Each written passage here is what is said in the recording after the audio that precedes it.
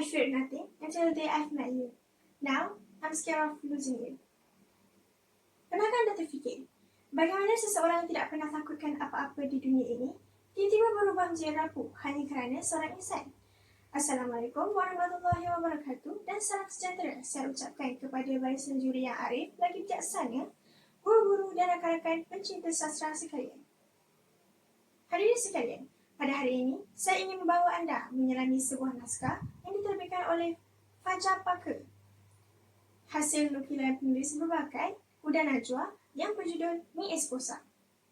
Lihat saja pada kulit bukunya. Imej sepucuk pistol yang digenggam erat dan siluet sepasang kekasih di latar belakangnya sudah cukup untuk menceritakan bahawa ini bukan sekadar kisah cinta biasa, tetapi sebuah kisah tentang perlindungan dan bahaya yang saling mengejar.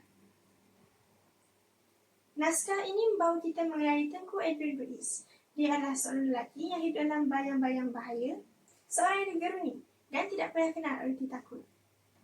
Namun, dunianya yang gelap mula berubah apabila dia bertemu dengan Alisa Rania.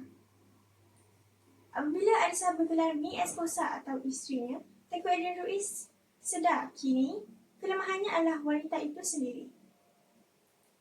Alisa Rania dengan segala ketabahan dan kelembutannya terpaksa berhadapan dengan dunia Adrian yang penuh dengan musuh dan dendam.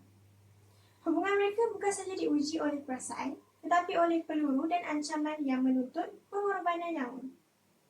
Adakah cinta mereka cukup kuat untuk menjadi perisai daripada segala badai? Terdapat 3 sebab utama mengapa novel ini sangat menyentuh sanubari saya. Yang pertama, erti tanggungjawab.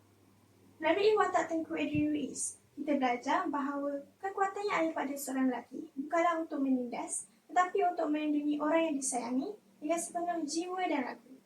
Yang kedua, ketabahan seorang wanita. Alisa Rania membuktikan bahawa walaupun kita nampak lemah di mata dunia, kekuatan sebenar ada pada hati yang tidak mudah menyerah kalah walaupun dikelilingi bahaya.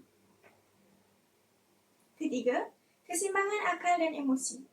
Penulis berjaya hasilkan babak aksi dan emosi dengan sangat seimbang, mengajar kita bahawa dalam peperangan hidup, kita memerlukan kedua-duanya untuk terus bertahan.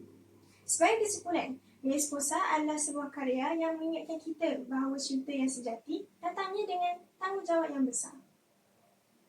Ia adalah sebuah tentang perjalanan bagaimana ketakutan yang besar mampu menjadi sumber kekuatan yang paling hebat.